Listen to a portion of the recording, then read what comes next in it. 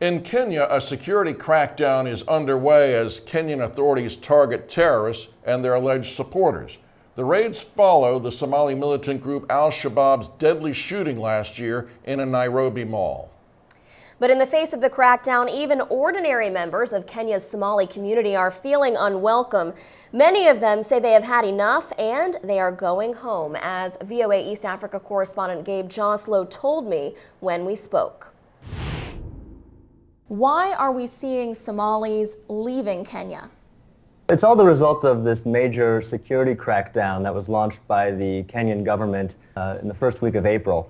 Basically what they've done is they've sent Kenyan police into mostly ethnic Somali neighborhoods in Nairobi and other parts of the country, looking for illegal immigrants, looking for terror suspects, anybody who's been doing anything illegal.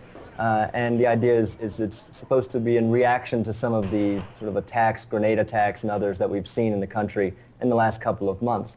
But what's happened instead, according to a lot of people in these neighborhoods, is the police have come in, they've demanded bribes, they've really harassed members of the Somali population, the Somali community.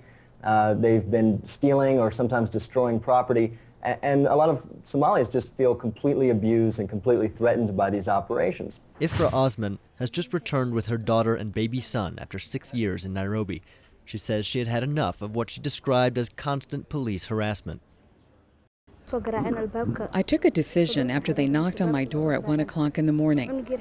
They knocked the door. They woke my baby up. So at that time, I made the decision to leave.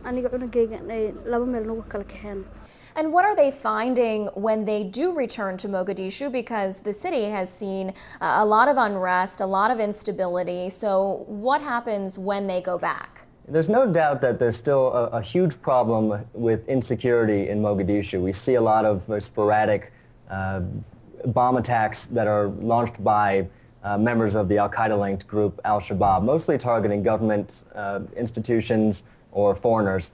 But the city is still very dangerous. But at the same time, for a lot of Somalis who go back there, they're not alone in that there are, first of all, huge numbers of people returning from Kenya already who have roots and family in Mogadishu. And there's also huge numbers from the diaspora across the world who have been returning in the last couple of years. These are Somalis coming from the United States, coming from the UK, coming from Sweden, Canada, all over the place, and coming there to set up jobs, to raise their families, to rebuild the city. So there's actually a lot of sort of goodwill and momentum towards making that city a better place, and a growing community of people who have come back. Now let's get back to what's going on inside Kenya. You talk about the official line that Kenyan authorities are saying being that they're trying to root out terrorism, but then you have people like one man that you spoke to, one Somali, said Kenya is fighting against Islam as a whole. What's the truth really here? Well, I mean, the Kenyan government has a lot of reason to want to crack down on actual problems with terrorism.